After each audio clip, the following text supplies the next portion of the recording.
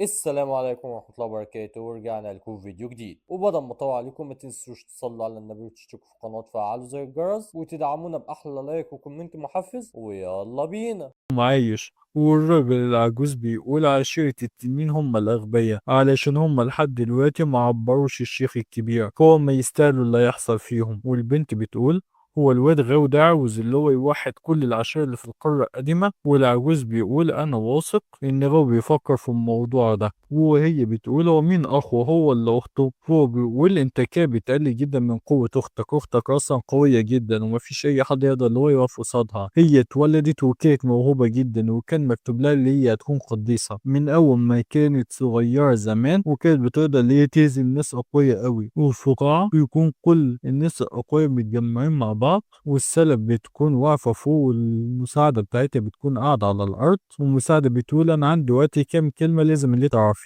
فالمساعدة بتقول لها الناس اللي انت بعتيني اليوم قالوا لي اللي هم مش مهتمين بأي تعاون ما بيننا، واللي هم مش مستغنيين عن عمرهم. وساعتها السلف ده بينزل على الأرض وبيقول الواضح اللي هي فعلا بتحلم، عشان طول ما هي بالقوة دي فهي مش هينفع اللي هي تسيبنا، هي لازم تيجي بسرعة علشان يساعدونا. مش هينفع الخيانة اللي بتحصل دي، احنا لازم نكون جاهزين قبل ما الحرب دي تخش علينا، علشان الشيطان اللي هيظهر في الزمن ده يعمل مشاكل كتير ملهاش أول من آخر. ولازم اللي احنا نكون مستعدين. وفي مكان تاني بيكون في عربيتين ماشيين، وواحدة من العربيتين دول بيكون طالع منها بنت صغيرة وبتقول بصوت عالي هو انتوا ما زهقتوش ولا ايه؟ كفاية بقى كده، بطل اللي انتوا تجروا ورايا. وحد من الحراس بيقول ده امر من السيد الشاب، واحنا ما نقدرش اللي احنا نعمل حاجة غير اللي احنا نسمع الكلام، بلاش اللي انت تصعب الامور علينا. والبنت الصغيرة بتقول تصدقوا ان السيد الشاب بتاعك وده فعلا زبالة، انا زهقت منه. انا اصلا الاميرة بتاعتي قوية جدا ومع ذلك هو مفكر نفسه اللي هو نمبر 1. والبنت بتقول انتوا فعلا كلكم مستفزين. وساعتها بتطلع قوة من العربية بتهجم على كل الحراس وكلهم بيترعبوا. وبتقول انا عاوزكم اللي انتوا تبلغوا القائد بتاعكم اللي هو لو فكر اللي هو يعمل حاجة زي كده تاني ولا هو ولا الامبراطور هيعيشوا. والحراس بيكونوا خايفين. والسواق بتاع العربية بيقول الواضح ان الاميرة رافضة الموضوع. والبنت دي بيكون اسمها جيجين بتقول انا فعلا ما بكرهش اكتر من الناس. وصاحبتها بتقول انا فعلا مش فاهمة انت عايزة ايه بالظبط. وهي بتقول مش مهم تفهمي دلوقتي، المهم تكوني عارفة ان كل حاجة انا لازم اللي انا اعمل حسابها كويس. وهي بتقول لها انت عارفة عيال الملزقة اللي هي بتديكي وردة وبعد كده تعزمك على عشاء وبعد كده تطلب منك الجواز، انت تقبلي بحاجة زي كده؟ فهي بتقول لا.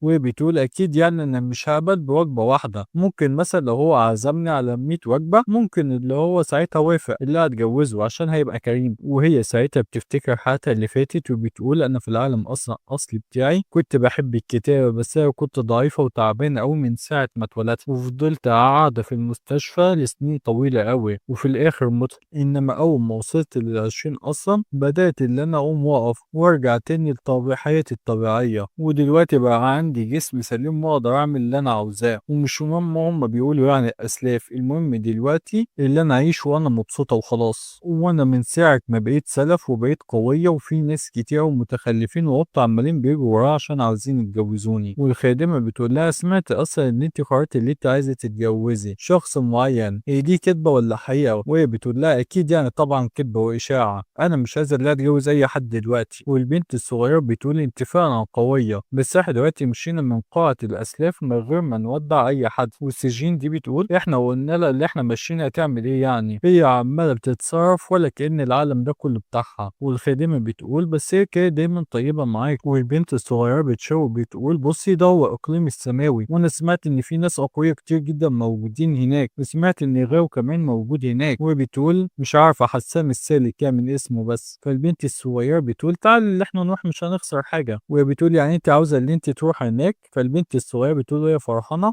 انا سمعت اصلا ان غاو قوي جدا واللي هو قريب هيكون قائد العيله، هو دلوقتي السيد الشاب للعائله وفي ناس كتير بيدعموه. وهي بتضحك وبتقول انا مش هصدق اي حاجه الا لما اشوف بعينيا. ومعظم الاساطير اللي زيه كافر عادي بيموتوا بسرعه. وكل ما اسمع الكلام ده بفتكر قصص زمان. وحاجه واحده اتعلمتها من القصص القديمه دي اللي هي في الغالب ما بتكونش حقيقيه، لان في الغالب دايما بيظهر حد اقوى من الحد الاولاني وبيقدر اللي هو يهزمه. والبنت الصغيره بتقول بلاش اللي انت تقولي كده عن السيد الشاب ده لانه كان هيموت لما حارب ورث الفنون الشيطانية قبل كده، كان اسمه تقريبا غين. بينما سمعت على غاو كده اللي هو واد مزه مش عادي، وهي بتقول لا طب خلاص اخرسي خليها اللي احنا نكمل اليوم ده على خير. انت اصلا اي حد يسمع كلامك ده يفتكرك الخدامة بتاعته هو. وبعد شوية وقت بيكون في حرب كبيرة جدا شغالة مع عشيرة التنين وغاو، وقائد عشيرة التنين بيقول انت يا زبالة اللي اسمك غاو ما تفكرش ان عشيرة التنين بتاعتنا هتستسلم، احنا اللي بنحكم العالم ومش هنستسلم حتى لو هنواجه ناس اقوى مننا بملايين المرات. وغاو بيقول له انت كلامك ده غلط ويوديك في داهية، مفيش اي حد يقدر اللي هو يقف قصاد عيلتي، واحنا اكيد مش هنجيلكوا لحد هنا. لا بالله كده انتوا العشيرة بتاعتكوا اصدروا امر اللي هم يقتلوني ويهاجموني، واحنا جايين عشان ناخد حقنا. وقائد عشيرة التين بيقول بصوت عالي صدق اللي انت كداب قوي، الكلام ده ما حصلش،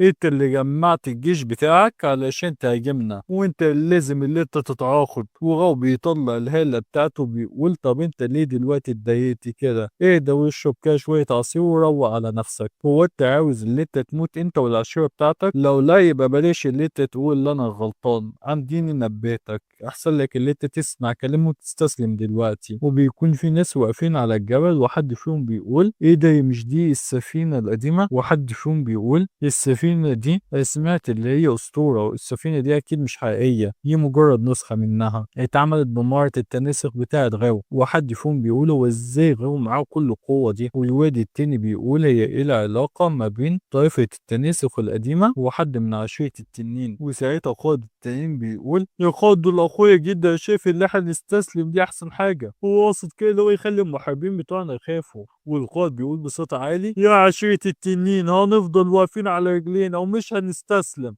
ويا اما ننتصر يا اما نموت بشرفنا. وهم بيسمعوا الكلام وبيبداوا اللي هم يهاجموا بكل قوتهم، وحد فيهم بيحاول اللي هو يغفل غو يهاجم عليه من ظهره، انما على طول في حد بيهاجم على الكائن ده وبيطيره وبيمسكه في الارض، وده بيكون قائد عشيرة التعابين وقائد عشيرة التماسيح. الاتنين بينضموا للحرب مع غو ضد عشيرة التنين، وهما الاتنين بيقولوا احنا جينا هنا علشان نساعدك. وقائد عشيرة التنين بيتصدم لما بيشوفهم وبيقول بصوت عالي الواضح اللي انتوا كمان طلعتوا خاينين. وساعتها بيعمل هجمة كبيرة جدا وبيقول بل فعلا بتمنى ان انتوا تلتزموا بالاتفاق بتاعكم اللي انتوا تفضلوا في صفي. وساعتها الهجمة بتطلع وبيعمل هجمة كبيرة جدا بيبخر اي حد بيجي في طريقها، وكل الناس بيكونوا مصدومين وهم شايفين القائد بتاعهم وهو بيتبخر، لان الهجمة دي كانت قادرة اللي هي تدمر القارة القديمة كلها. والهجمة بتكون قوية جدا لدرجة اللي هي بتعدي الناحية التانية من الجبل وبتخرمه. هو بيقولوا السيرة بتاعكم مش عاوز اللي هو يظهر، انا دلوقتي حاليا هزمت القائد بتاعكم، وهيظهر امتى؟ وقائد عشيرة التعابين بيكون متوتر وبيقول في نفسه دي اللي هو دلوقتي يقتل قائد عشيرة التعابين بضربة واحدة ويبخره، ده فعلا كويس اللي احنا استسلمنا من غير معركة. وهو بيقول ده قتل القائد بكلمة واحدة، وفعلا اقوى بكتير مما احنا كنا متخيلين. وساعتها هو بيقول ها عايزين تكملوا ولا تستسلموا؟ القائد بتاعكم خلاص مات. وفي اتنين بيبصوا لبعض وبيبصوا على الجنود اللي ماتوا وبيقولوا احنا كده خلاص العشيرة بتاعتنا خلصت، احنا هنستسلم خلاص. وغاو بيقول عين العقل، وبيقول الواضح اللي انتوا من الناس اللي بياخدوا مقلب في نفسهم. وغاو بيطير من مكانه وبيروح عند مكان الشيخ الكبير وبيقول له الحرب خلاص خلصت وشكرا ليك علشان انت ساعدتني. والشيخ الكبير بيقول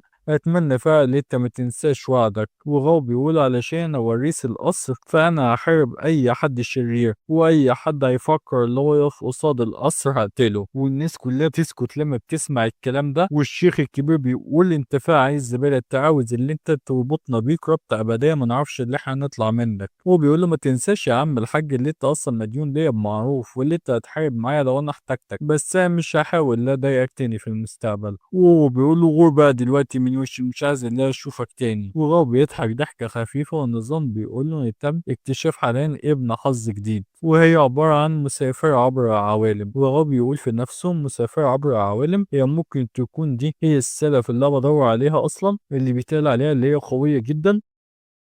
والشيوخ بينحنوا لغاو، وشيخ السور السودا بيقول لغاو احنا كده خلصنا اللي علينا وقتلنا كل الناس اللي كانوا عاوزين اللي هم يقتلوك من عشيرة التنين، وخلاص العشيرة دي كلها بقت تحت سيطرتك. وغاو بيقول كويس قوي عاش يا رجالة، وبيقول في نفسه كده دلوقتي اقوى 3 عشيرة موجودة في القارة القديمة استسلموا ليا وبقى تحت سيطرتي، واكيد دلوقتي كل العشائر التانية هيخافوا. انما بنت حظ المحظوظة دي لسه ظاهرة، هي عايشة قبلي ولا بعد؟ انا محتاج اعرف هي جاية من انهي عالم. وبيكون في شيخ كبير واقف بيتفرج على الحرب دي وبيقول انا ما كنتش شفت اللي حصل ده بعيني ما كنتش اصدقه، اللي عمل الحرب دي كلها مجرد ولد صغير. والولد اللي واقف جنبه بيقول انا بسبب كل اللي شفته ده حاسس ان غاو اقوى من الوريث بتاع فنون الشيطان ده. والشيخ الكبير بيقول على حسب الكلام اللي سمعته ان وريث الفنون الشيطانية ده اتهزم على ايده وهرب، وساعتها غاو كمان اتصاب، بس لحد دلوقتي ما حد سمع عنه حاجة. والواضح الاصابات اللي هو اتصابها كانت خطيرة جدا. فالولد بيقول في الجيل بتاع الشباب دلوقتي ما فيش اي حد قوي زي غاو، وانت لازم اللي انت تتعلم منه. والواد بيقول له انت فعلا معاك حق، انا اقل منه كتير قوي في القوة، بس عائلة وان لسه عندها اخت العبقرية. وفي ساعتها حد بيقول هو انت كل شوية تجيب سيرتي؟ سيبني يا عم في حالي وبطل ان انت تجيب سيرتي في كل مكان، وخصوصا لما تقابل ناس اقوياء. ودي بتكون سجين وبتقوم على طول ضربة اخوها برجليه في وشه بتوقعه على الارض، والواد يا عيني بيلحس التراب بوشه. هو بيقول لها انت ليه بتعملي معايا كده؟ هو انا عدوك ولا ايه؟ هو انت ما اتعلمتيش الادب خالص؟ والسجين بتقول يا غبي القبائل التالتة دلوقتي هم مش اغبياء علشان يخلوا غاو ده يسيطر عليهم بالسهل كده، اكيد هو دلوقتي علشان وريث مهارة التناسخ القديمة. والشيخ الواقف بيقول انا فرحان علشان شفتك. والواد يا عيني بيكون وشه وارم وبيقوم يقف وبيقول يعني انت برضه قصدك ايه من الكلام ده؟ وسجين بتقول انا اصلا بقالي فترة طويلة براقب غاو وهو مطلع قوة كبيرة جدا، واصلا فكرة اللي انا افضل اراقبه كده صعبة. والبنت الصغيرة بتقول انا زعلان علشان غاو هيتجوز قريب، دول كده كان زمانك اللي انت بقيتي مراته. وسجين بتقول اكيد يعني هو هيكون الخسران اللي هو يخسر واحدة حلوة وذكية زيي، بس برضه اكيد خطيبته محظوظة علشان هتتجوز واحد زي ده. والشيخ الكبير بيقول هو بيضحك طب ايه رايك طيب اللي انت تزوريه وتتعرفي عليه؟ فهي بتضحك وتقول انا ما عنديش مشكلة يلا بينا. واخوها ساعتها بيتصدم لما بيسمع الكلام ده وبيقول في نفسه هي مش كانت بتكره كل الرجاله ولا ايه؟ والبنت الصغيره بتقول وانت مش كنت عاوزه ليه ما تجيش ولا ايه؟ فهي على طول بتقوم ضربها على دماغها وبتقول لها بطلي رغي بقى ويلا بينا. وكل الرجاله بتوع غو بيكونوا عمالين يجمعوا في الكنوز بتاعت عشيره التنين، وبيكون معاهم صناديق الكنوز كتيره جدا. وحد فيهم بيقول في هنا اسلحه سريه لازم اللي احنا ناخد بالنا منهم كويس، احنا مش عايزين نسيب ولا صندوق منهم، راعوا ربنا كده في شغلكم شويه. والنظام بيطلع اللوحه ان بنت الحظ دلوقتي بدات اللي هي تهتم بيك زياده، وانت هتاخد كده 1000 نقطه حظ و5000 نقطه مصير سماوي. وهو بيقول في نفسه الواضح ان ده رزق وجاي لحد عندي. وبيضحك وبيقول واضح اللي هي دلوقتي بدات اللي هي تسمع عني، ومعنى اللي هي بتهتم بيا اللي هي بتراقبني. وعلى طول ساعتها المساعد بتاعه بيقطع الكلام وبيجي من وراه وبيقول للعائله الكبير عايزين اللي هم يقابلوك